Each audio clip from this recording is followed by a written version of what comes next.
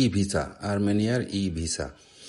Armenia ই ভিসায় যারা এই মুহূর্তে যে সকল ভাই এবং বন্ধুরা আসতে চাইতেছেন তাদের উদ্দেশ্যে আমার এই ছোটোখাটো একটা ভিডিও করা। তো আসুন, ভিডিওর ব্যাকগ্রাউন্ডে যে আর্মেনিয়ার প্রাকৃতিক পরিবেশ এবং সৌন্দর্য সেগুলো দেখুন। লাইক, কমেন্ট এবং সাবস্ক্রাইব করে পাশেই থাকুন, যেন পরবর্তী আর একটা ভিডিও করার জন্য আগ্রহ জন্মায় মনের ভিতরে। তো আসুন, ই ভিসা নিয়ে আমরা কিছু কথা বলি। ই ভিসা হলো একটা ট্যুরিস্ট ভিসা। যেমন 21 দিন থেকে 190 দিন পর্যন্ত আপনি এখানে বৈধভাবে স্টে করতে পারবেন। যখন আপনি প্রথম ইমিগ্রেশন থেকে পার হবেন তখন আপনাকে 21 দিনের একটা ভিসা দিয়ে দিবে। তারপরে 21 দিন শেষ হয়ে গেলে ওইটা আবার সরকারের একটা নিয়মে ফিস দিয়ে আবার এক্সটেন্ড করে নিতে হবে বাদ বাকি দিনগুলোর জন্য।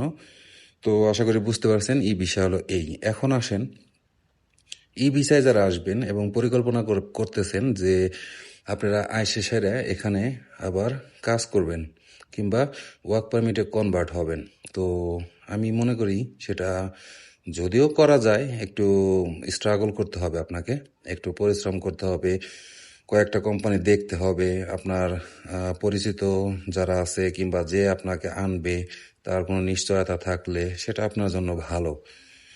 আর আমি মনে করি ই ভিসায় আসার থেকে আপনি যদি এক কষ্ট মষ্ট করে একটা টিআরসি নিয়ে আসতে পারেন এখানে, মানে ওয়ার্ক পারমিট ভিসায়, সেটা আপনার জন্য আমি মনে করি অনেক অনেক ভালো হবে।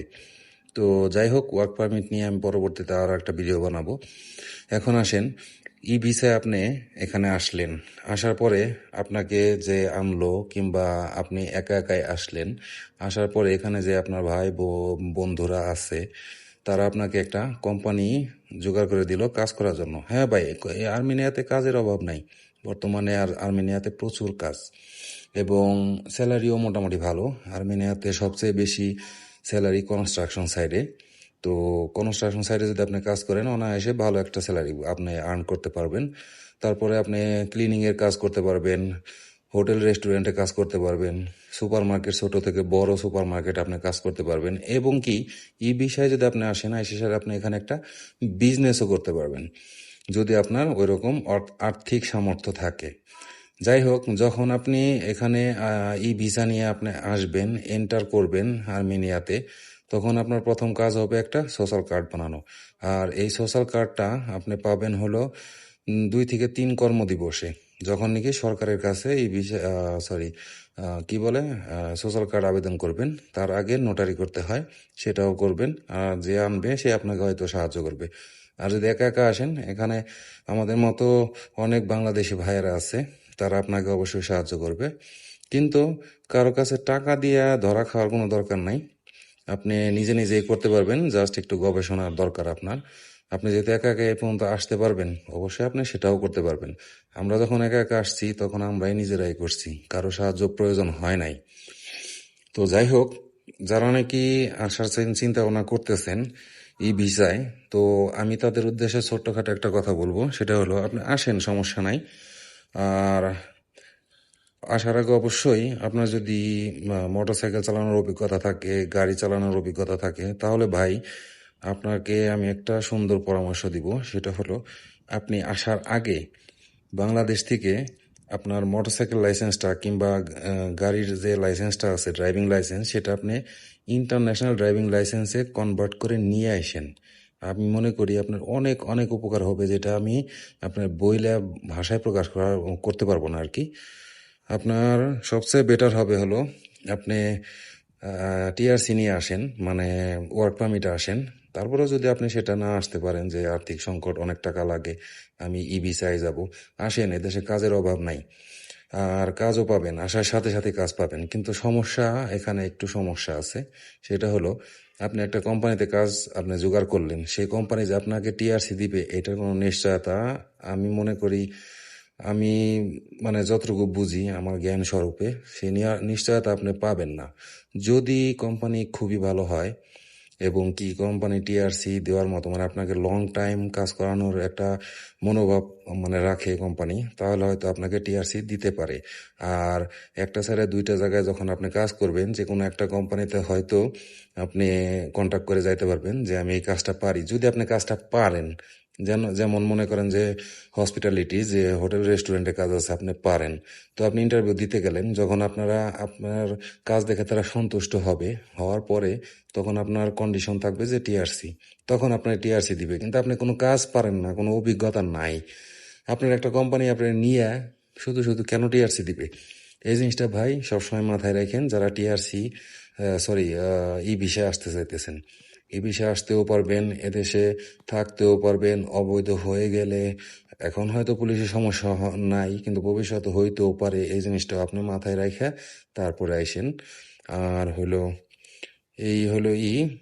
আমার শেষ কথা, একটা ছোট্ট একটা টিপস দিয়ে যায় আপনাদের। সেটা হলো, যখন আপনি টিআরসি করার ই ভিসা কইরা আপনি এদেশে আসবেন, আসার আগে আপনি যার সাথে কন্টাক্ট করে এদেশে আসবেন, অবশ্যই তার যাচাই বাছাই কইরা তারপরে পাসপোর্ট দিয়েন তার কাছে। কারণ বাংলাদেশে মানে দুষ্ট লোকের অভাব নাই। তো ওই ফেসবুক, ইউটিউব কিংবা অন্যান্য প্ল্যাটফর্ম থেকে আপনি সুন্দর সুন্দর বিজ্ঞাপন দেখলেন যে আর্মেনিয়াতে আসার পরে 50 থেকে 90 হাজার টাকা বেতন, আসার পরে কাজ দিব, এই সেই অমুক তমুক অনেক কথা শুনে আপনি পাসপোর্ট দিলেন। দেওয়ার পরে আপনি দেখা গেলেন যে আপনি প্রতারিত হইলেন। সেটা আপনার একান্তই ব্যক্তিগত ব্যাপার। তো এর জন্য আমি আপনাকে বললাম, সাবধান। আসার আগে যার সাথে আপনি কন্ট্যাক্ট করেন, একটু ভেবে চিনতে তার সত্যতা যাচাই করে তারপরে তার সাথে কন্ট্যাক্ট করে আইসেন। আর আসার পরে যদি আপনি দিশাহারা হয়ে যান যে আমি আর্মেনিয়াতে আসছি, এখন আমি কি করব, কেউ নাই আমার, তো ভাই আমি আপনাকে এতটুকু নিশ্চয়তা দিতে পারি আপনার জন্য। সেটা হলো, আমি নিজে আপনাকে বিনামূল্যে আপনাকে সোশ্যাল কার্ড করে দেওয়ার ব্যবস্থা করে দিব। তারপরে কাজ খুঁজে দেওয়ার ব্যবস্থা আমি করে দিব। এতটুকু নিশ্চয়তা দিতে পারি। আল্লাহ যদি আমাকে বাঁচায় রাখে, ইনশাআল্লাহ আপনি আইসা আমার সাথে যোগাযোগ করেন। যদি আসেন, আসার পরে আমার নাম্বার নাও থাকে, যে কোনো একটা ভিডিওর নিচে আমার একটা কমেন্টস করেন, আমি আপনারা খুঁজে বাই করে নিব যে আপনি আর্মেনিয়াতে আছেন, কাজ পাইতেছেন না, কিংবা কোনো কিছুতে আগাইতে পারতেছেন না, আমি আপনাদের সাহায্য করব। তো এই ছিল আমার আজকের ছোট্ট একটা ভিডিওর কথাবার্তা, ব্লগ যেটাকে বলে। যাই হোক, এত কিছু বুঝি না ভাই, আপনাদের মতো এত চালাক না, অনেক বোকাশোকা একজন মানুষ আমি। তো পাশে থাকেন। আর যারা নতুন ভাই বেরাদার আছেন, সাবস্ক্রাইব করেন আমার চ্যানেলটা, আমাকে একটু হেল্প করেন যেন আমি পরবর্তীতে আপনাদের জন্য আরও বিষয় নিয়ে কথা বলতে পারি। আর যদি কারো কোনো বিষয় নিয়ে জানার আগ্রহ থাকে, সেটা আমাকে কমেন্টসে বললেন, পরবর্তীতে হয়তো সেই বিষয় নিয়ে আপনাদের মাঝে একটা ছোটোখাটো আলোচনা করে দিব, যেটা আপনাদের অনেক উপকার হবে। আর আপনার উপকার হওয়া মানে আমার দেশি ভাইয়ের উপকার হওয়া। আর আপনি এখানে আসা, রেমিটেন্স পাঠানো, সেটা আমার দেশের জন্যই অনেক ভালো। তো আমিও আছি এখানে, আপনিও যদি আসতে চান আসেন। আর যদি কোনো হেল্প লাগে, নির্দ্বিধায় আমার কাছে সাহায্য চাইন, ইনশাল্লাহ আমি আপনাদের যতটুকু পারি আমি সাহায্য করব।